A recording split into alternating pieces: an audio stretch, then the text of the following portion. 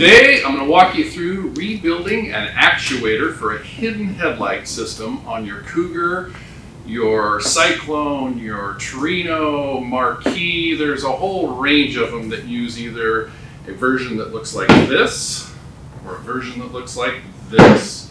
And of course the main difference on this version is how tall the shaft goes up. Otherwise they're the same. So when I say rebuild, I'm really talking about reconditioned, because we're not going to split them open here. We don't have the machinery for that.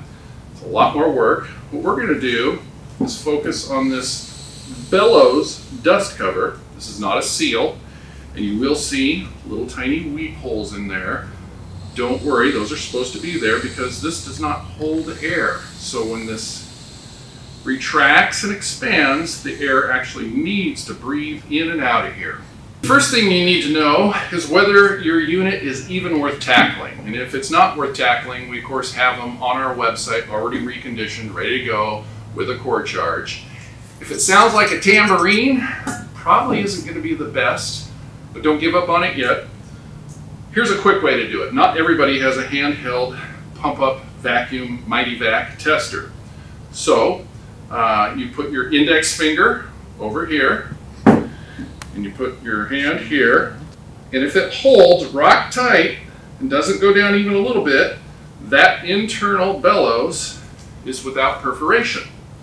Now we know yours is going to leak on the top. That's why you're reconditioning it. The top not only tests the bellows, but it is testing the seal here, and almost all of them are bad. So just to verify that yours needs done, you'll hold. Now this one, we're not going to open this one up. We're not going to mess with it because look at that, it holds well. So we mark these as used, and we sell them under a different SKU on our website. Okay, here we go. Let's see if this one. Here's one I blasted. It hasn't been opened up. Look at that. That's not going to hold any vacuum. That's the type of actuator on your 69 or 70 Cougar that when you turn off your key with your headlights down, it just lifts right up. And not only is that annoying and not attractive, that's a constant vacuum leak when you're running your car. You don't want that. So again, before we even start this project, let's make sure this is a unit worth tackling. And this one holds tight. See, that isn't drifting down at all. I'm pushing hard on it. But up here, it's bad.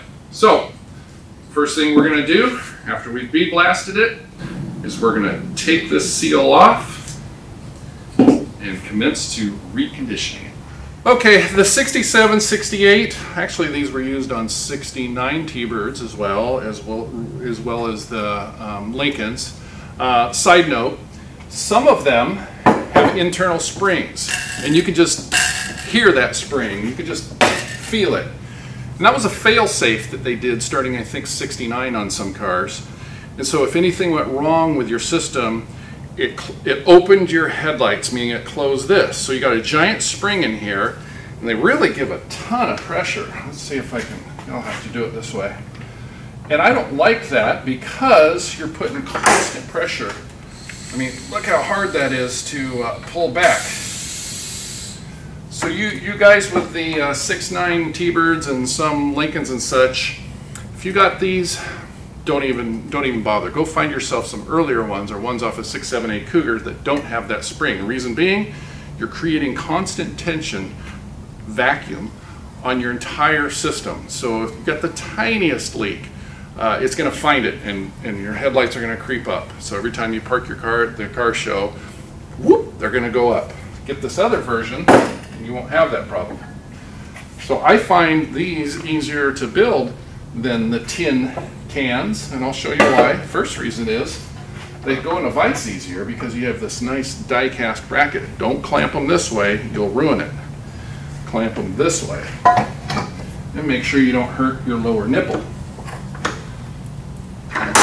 And we're going to get some dikes here. We're going to just chop right through all this rubber.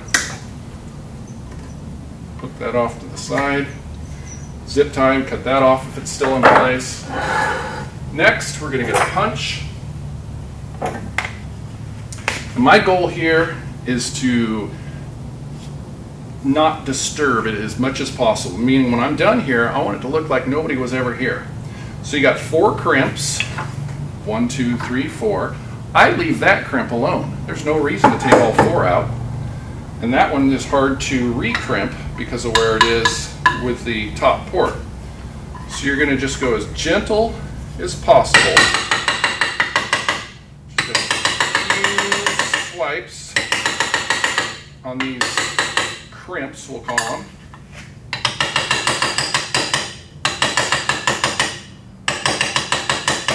Okay, now that I got my 3 crimps opened up, I'm going to get a smallish screwdriver and I'm going to poke in next to the rubber dust boot. I'm going to go under this retaining ring, thin washer. Take that off, save it, don't bend it. Take off the rest of my dust boot. Now we got to go diving for the seal that's right here. And on a good actuator, I'll show you another one there, this is easy to get off, but on this one where it's disintegrating, it's kind of hard. It might come out in pieces. But that's okay, we'll just keep digging at it. Yeah, I'm ripping it right here, that's okay.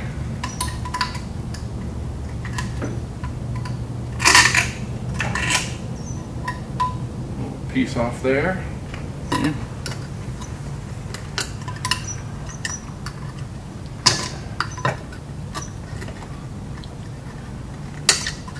And if a little piece of rubber gets left behind in there somehow, it's not optimal, but it's not going to ruin anything.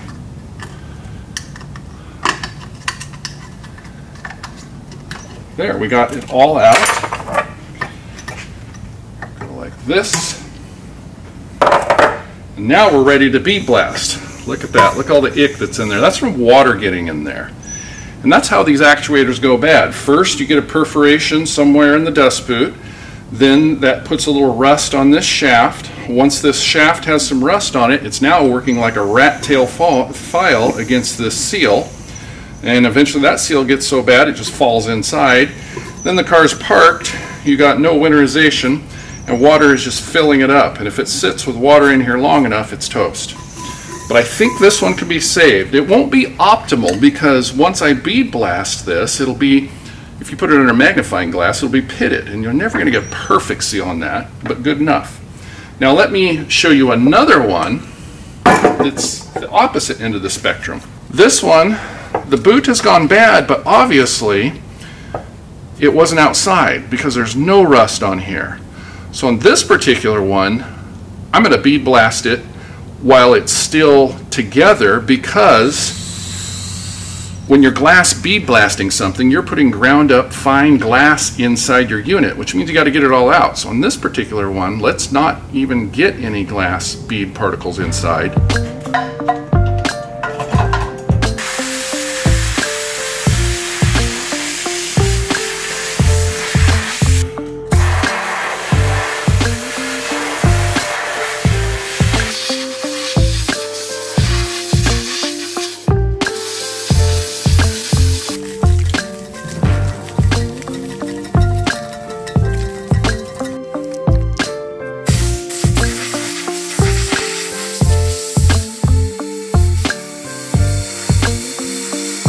Okay, after you think you've got all the glass bead particles out of there, now we can start reassembling. And the camera won't show it, but there is just a little bit of pitting on this shaft. And again, a microscope, telescope would really show it, but it's what we got. In the comments, if you have a better idea for grease, let me know, but this is what I've been using, and it seems to hold up. I don't know what the factory used. The factory was very sparingly using it. I kind of glob it on because my theory is, second time around, you're trying to fill up more of that pitted rod. So I'm kind of, and then I put it down here too because I want my seal to have a tight fit, and vacuum will make it squeeze down on that grease. So here we go. And you know, I'm not a, I don't rebuild these for a living. There's people that deal in this industry, And again, look in the comments, because some people are going to say, well, here's how you really should do it. And I'll defer to them. I'm just a guy that answers the phone, and it behooves me to do this in front of the camera instead of doing it over and over and over on the phone with no pictures. So here's the seals I've been using. We are still working with Daniel Carpenter to reproduce the original seals. Here's what the original seals look like. Let's get a close-up of that. 2 others have gone before me and reproduced this seal and this seal. Neither one of them were to factory specs, and you aren't going to get 50 years out of them. Believe it or not, some of these actuators after 50 years work perfectly. So before we bring out this version, we want it to work better than original. I feel that this silicone-based aftermarket one that looks nothing like that works better on used shafts just because how squishy it is. The vacuum just kind of sucks it into that rod. Again, you might have a different opinion. I'd love to hear from you. So I use some snap ring pliers. It's nice and flexible there. And I gently place it over the shaft here and roll it over. See, this is the part that doesn't seal. So these are sharp edges here. And if I roll it over, I'm not ever really poking the inside of the seal with these sharp edges. And sometimes you can actually get this in without even using a tool if you're lucky. So I'm just kind of squeezing it in. Usually you got to get a screwdriver to coax it in the rest of the way. And then it's better to use an old screwdriver than a brand new one, because you don't want to puncture the seal in any way.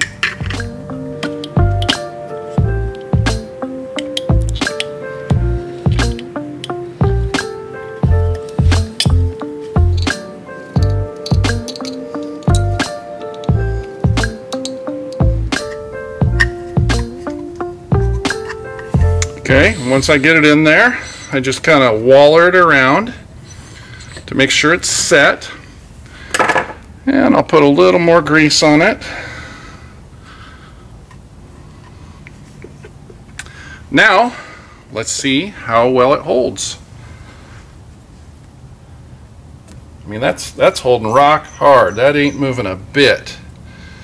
So we got success. Now, we're going to get my little guy here, the dust bellows. So when you people that really want to do this right, you will index those holes so they're facing towards your radiator.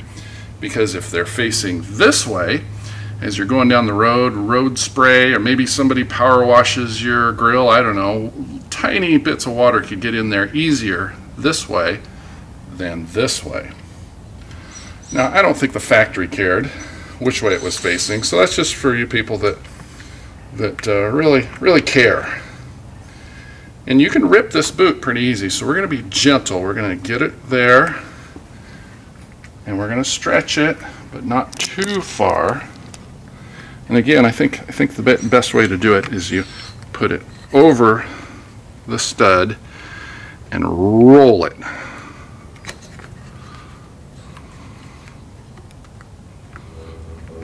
Here we go, roll it over.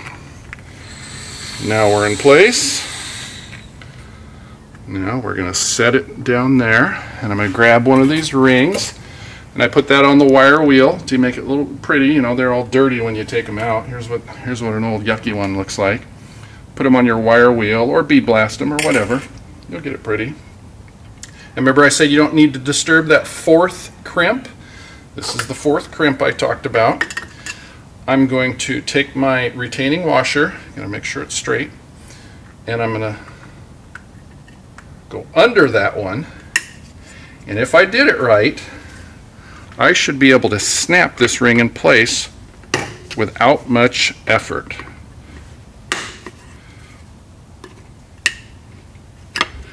And the fourth one takes a little more effort. Let's get this screwdriver as close to the edge as possible so we don't bend the ring. Just like that. Now we could stop there, but I get a little pointy hammer like this, and I slide it on the top, and I'm trying to recreate the crimp. And since this die cast has somewhat of a memory, if you hit just where, and it works better if you make sure that this is pushed down, because remember you got rubber underneath it. Just a little bit, just that much. Let's do the fourth one. There. Now at first glance, after you paint this, nobody's ever going to be able to tell you got in there. I mean, there's your 4 crimps. You didn't break this. And it's important that when you're taking it out, you don't overextend, because die cast breaks easy. This is pot metal, and that's a very thin casting. And if it does break, no big deal. You'll put your crimp here instead of here. But again, we're trying to make it look like nobody was there. So last step, we're going to zip tie. The factory used a white zip tie. I use black zip ties, so I know this is my unit, and it's been reconditioned, and it's not factory. Actually, I'm just out of white zip ties, so this is what I've been using for the last couple months.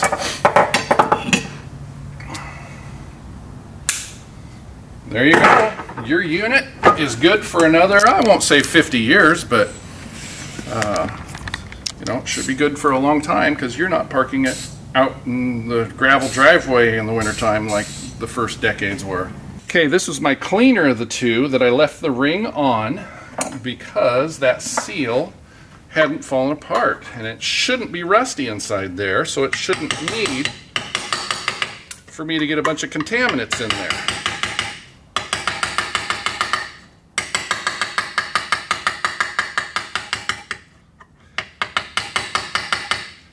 And a side note, on a really cold day, you start hammering on this, these will break. So get them nice and warm by the wood stove or your heater or whatever before you start tapping on it.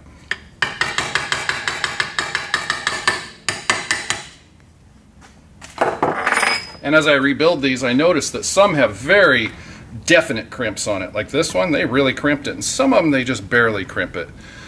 It's much easier to do the ones they barely crimp. Okay, let's pop this snap ring out here, get under there, and we're going to try to do it without bending the retaining ring too much. There we go. And I just broke the casting there because I didn't bring it out enough. It's always good to make mistakes on here on film, so that shows you what you're up against. So I'll get some pliers and straighten that out. There's our little white zip tie. It isn't very white anymore.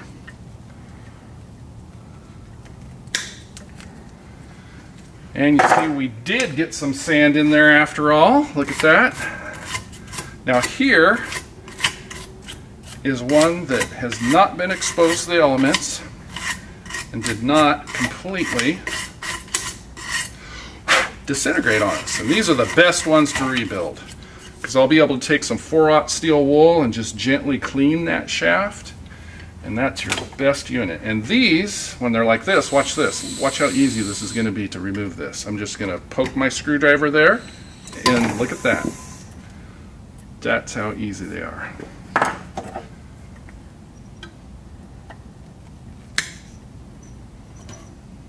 There we go. There is what an original untampered with seal looks like.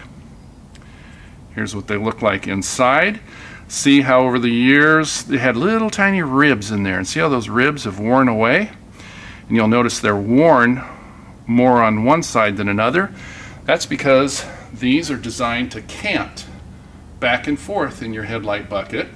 So you're going to be wearing out the seal here and here more, because as your headlight door goes back and forth, this rocks and the can rocks. So make sure when you get these back in that they actually can't, and they aren't rusty, and you didn't over tighten this, and there's no blockage, because they need to move back and forth.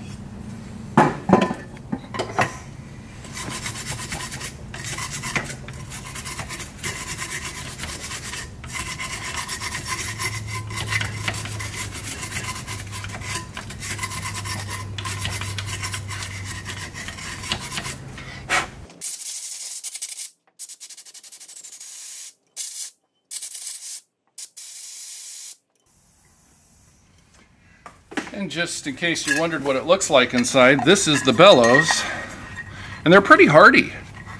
Some people will, if they have a leak in here somewhere, instead of throwing it away, they'll say, well, they'll spray some, it's called Flex Seal in there.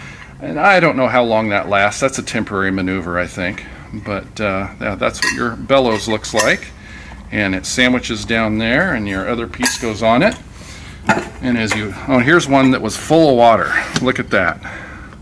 So look how pitted that shaft is, all the way up here. So this one we can still service, but it's just not as good a unit as we'd like. Now, if it doesn't hold air on the bottom nipple, like this one, don't even send it to me. That rubber bellows has got a perforation, a leak in it, and we can't do anything with it. So there's what an ugly one looks like that's been full of water for years.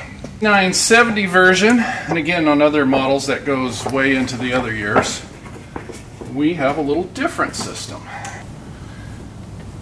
These tin cans, a little more tricky, but no big deal. Good news is you only have to build one of them. So here we go. Here's one that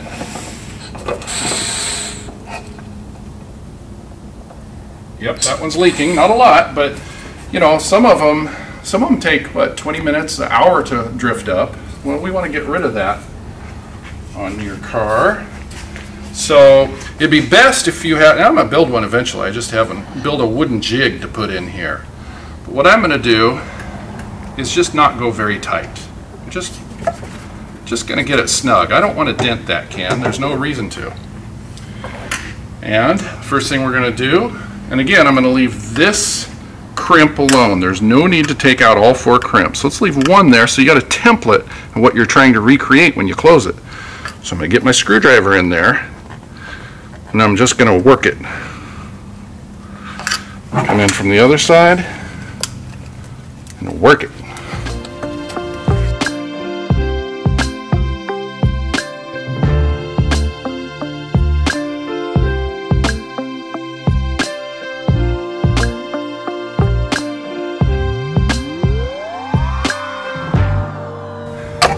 Get this ring out without damaging it.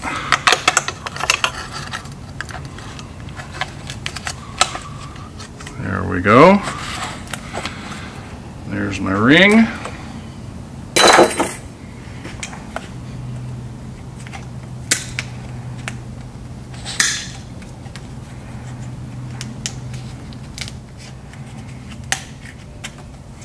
And this seal is not completely eroded, so this should be an easy one. Watch this. Bonk. There we go.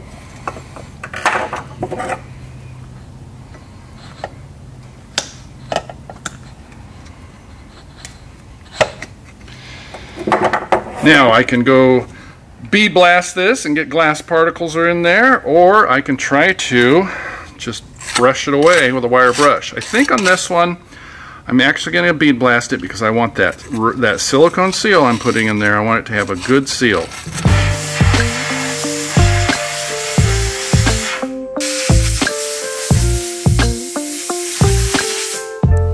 Now, had I just used a wire brush, I don't think I could have got in those crevices good, and so I'm going to make up for the seal here, and I'm going to really be generous with this lithium grease. So I just feel it'll make a better seal if it's got a good coating of white lithium grease on it.